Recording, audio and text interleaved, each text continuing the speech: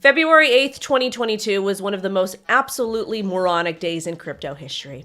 I am fully embarrassed for my peers. However, the crypto markets are green, which is pretty nice for some of us who were able to buy that dip yesterday, make some nice short-term trades. So let's now talk about the event that rocked the world.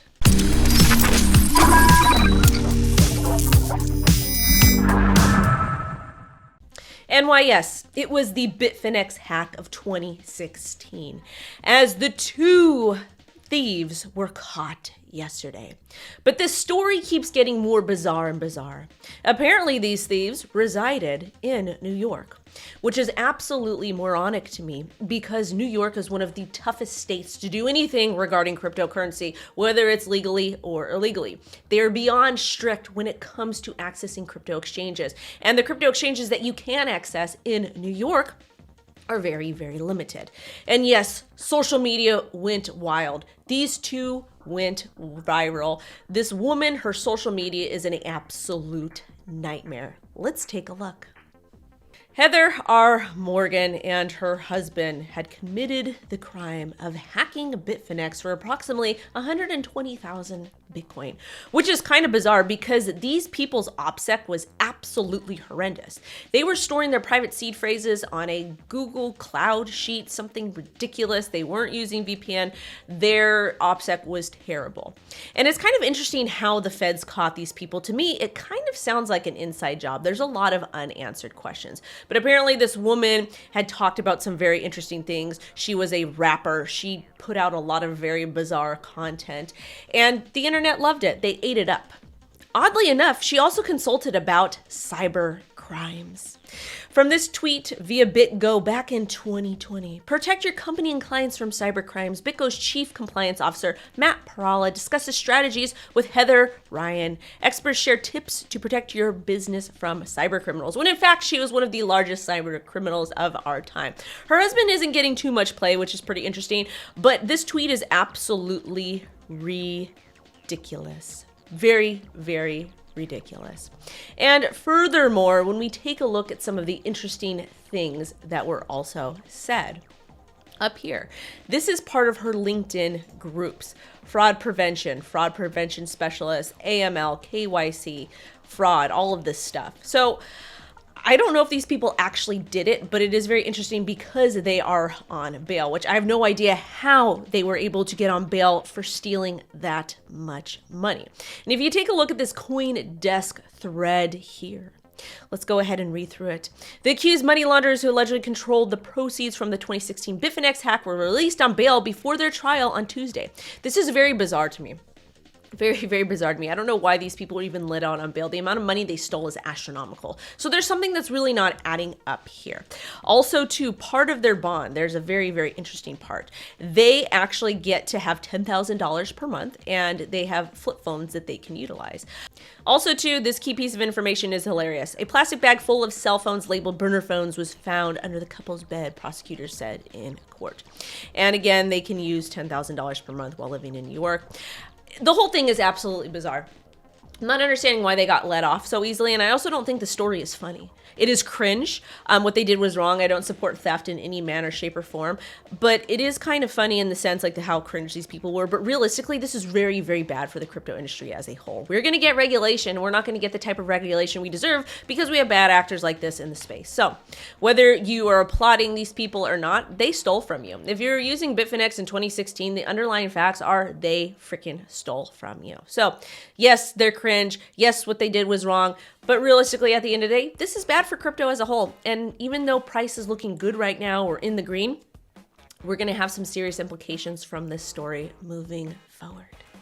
This next segment is from our partners over at Unstopabledomains. If you don't know who Unstopabledomains is, I highly recommend you take a look because you can buy all different types of .zil, .crypto, .coin, .wallet, .bitcoin, .x, .nft domain names. And this is going to be immensely important, especially with NFTs.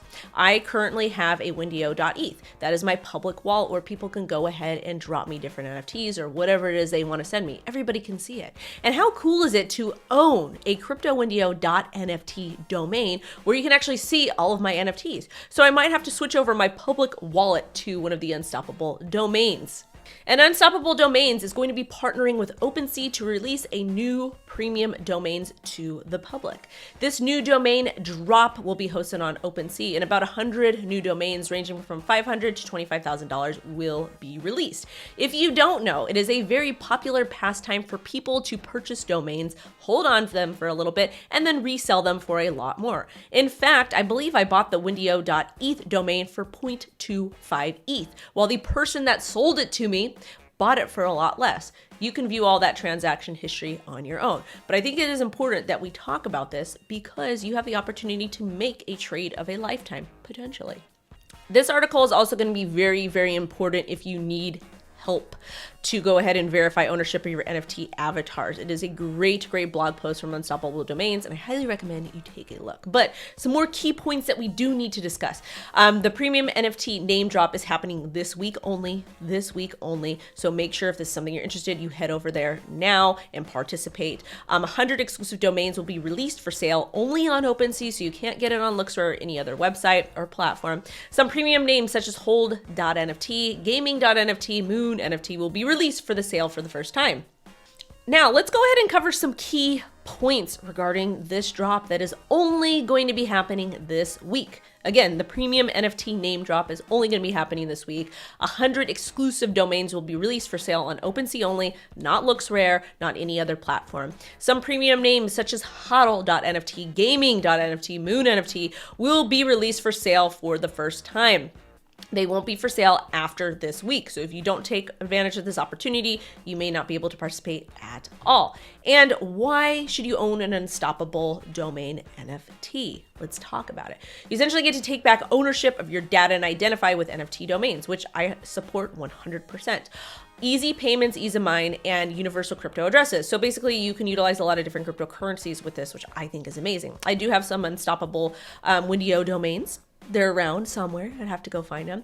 They are all you and all yours. Verified NFT profile picture avatars, which we know is going to be increasingly popular in the future. And of course, once you log in with Unstoppable, the only login you need to log into 50 plus apps is going to be with your Unstoppable NFT. And essentially you get to own the more decentralized future. Also, if some of you were not aware, there is a Senate committee going on now, and Sam from FTX is there representing us.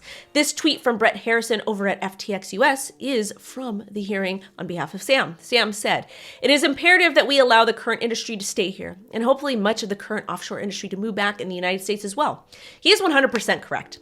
The United States is absolutely losing. We're getting decimated because the people we have representing us are just beyond selfish, and they only care about lining their own pockets. I don't like the legalized cartels. This brings us into our next story, which I cannot believe is happening.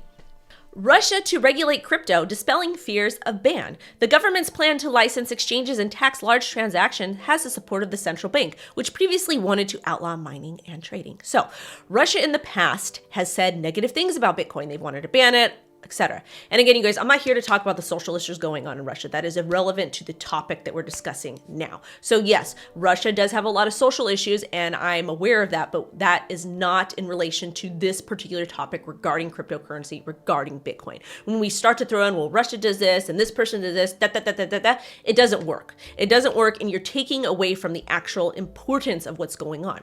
This is important because Russia sees the United States as weak. We're seeing all of the craziness that's happening around the world. And honestly, they're playing 5D chess with us. And the reason why they're playing 5D chess is because they know the United States has no intention of getting their stuff together and regulating and pushing positive legislation for cryptocurrencies. So what Russia is doing, they're saying, you guys are too lazy to do it. I think you're too stupid to do it. So we're going to do it, and we're going to beat you. We're going to make ourselves look better. That's just my personal opinion. But realistically, the United States has had the power to push positive regulation regarding cryptocurrency for years, and they have yet to do so. They can't even give us clear guidelines when it comes to taxes, paying our crypto taxes. They won't let us set up businesses. They won't allow a lot of exchanges to allow us to go ahead and input our EIN so we can accept crypto payments and get that tax write-off. It's absolutely ridiculous what happens in the United States regarding crypto. Yes, we have folks from FTX that are representing on our behalf, which is a positive thing. But at the same time, it's really sad that the United States is falling behind. And I'm going to call a spade, and that's what it is. Russia is winning, China is winning, and the United States is just kind of arguing about very trivial, ridiculous things instead of moving forward, instead of creating jobs, instead of pushing an industry that can get us out of a lot of our debt forward.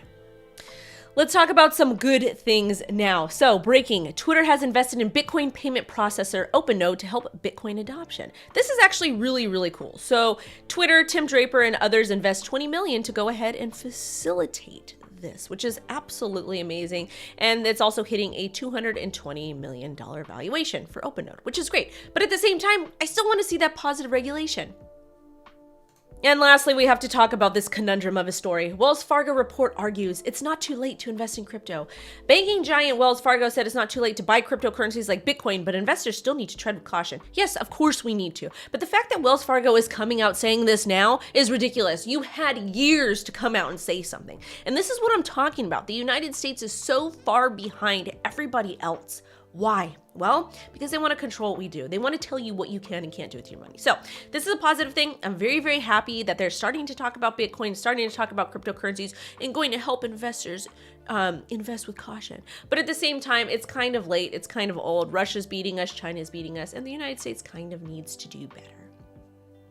Thank you guys so much for hanging out with me today. I know I was a little bit aggressive, but at the same time, it is my job to go ahead and bring you guys the facts and bring you an unbiased opinion. Well, I could have been a little bit biased about some of the legislation things that are happening, but at the same time, I need to give this information out. It's important to do so. And I always recommend you do your own research. Don't just listen to me. Formulate your own opinions. You're all smart and intelligent and capable of doing so. Make sure to smash that like and subscribe. I'll catch you later. Bye-bye.